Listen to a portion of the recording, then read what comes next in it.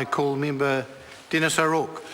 Mr Speaker, I've seldom been more flabbergasted by such a ridiculous proposal than this one. In fact, I think that the collective New Zealand flabber should have never been more gasted than by this idiotic proposal. This is absolutely, totally unacceptable as a process. Mr Speaker, it is utterly undemocratic and unseemly for any bill to be dealt with such haste, especially a bill which contains such important issues as this one does. Fundamentally, we are being asked to sign off on a one-week submission period for this bill, with those particularly serious issues to be decided in it. And in my speech earlier today, I set out a number of the concerns which New Zealand First had over the contents of the bill. It is totally and completely unacceptable to try to deal with those issues in such a short time frame. And it is a gross affront to democracy and good parliamentary practice.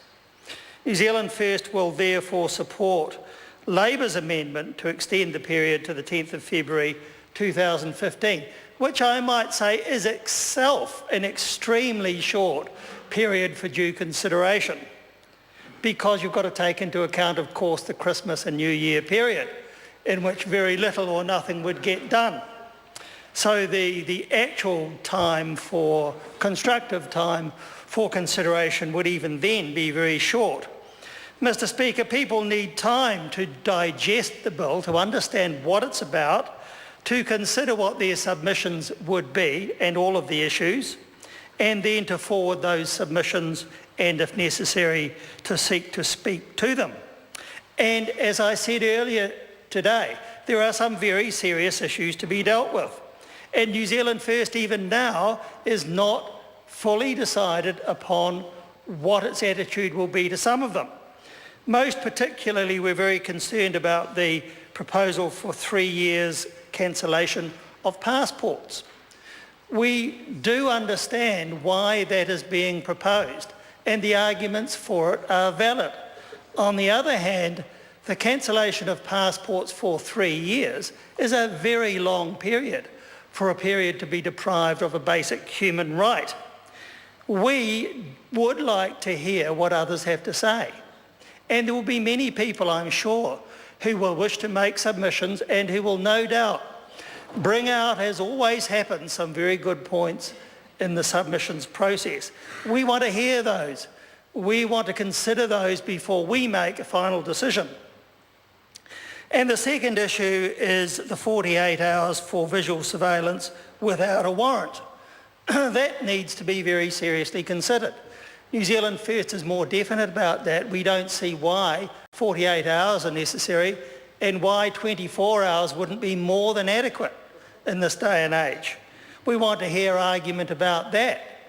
But if we don't hear argument, there's no possible way we could support 48 hours. And lastly and thirdly, the sunset date 2018, again, is far too far away, at least a year too far away. And we want that to be 2017, before the 2017 election, so that people would then have a genuine opportunity to consider it before the election and, if necessary, to vote, take that into account in their voting process. Mr Speaker, New Zealand First was one of the parties ignored when the government spoke to others, including not just other parties but other entities altogether, about this bill. We were not consulted at all. Now we're expected to turn up here in Parliament and just rubber stamp this stuff. Well, that's not good enough for us. We don't intend to lie down and accept that kind of arrogance. It is a ludicrously short period. We as a political party would find it difficult to fully grapple with the serious issues concerned and to make a good contribution as a result of such a short period for consideration. Now, if that member opposite thinks he can do better, then he'd better upgrade his performance, because so far he hasn't done anything better in the last 3 years in this Parliament. And it's about time he upgraded his performance, because if he doesn't, he will find himself doing nothing for another 3 years, and that's about as good as his performance has ever been or ever could be. Mr. Speaker, New Zealand First won't accept such a short period, and no amount of shouting by that member will make any difference to that either. We do not want to be unconstructive about this.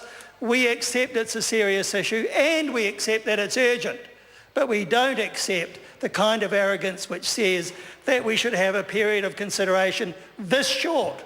That is not acceptable, and we won't be voting for it.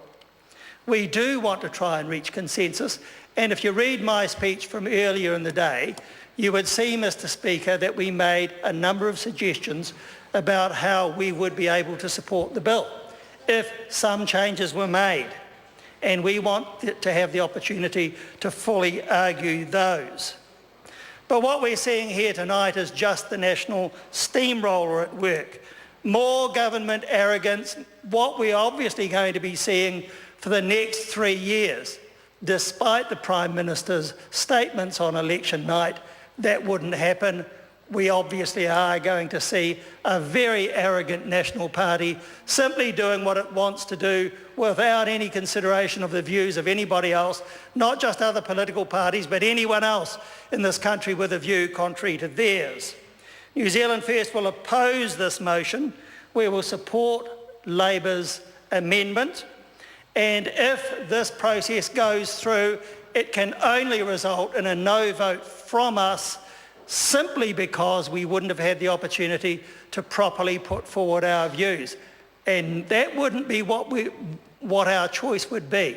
We would prefer on an issue like this to try to find consensus, but that government doesn't seem interested. Well, so be it.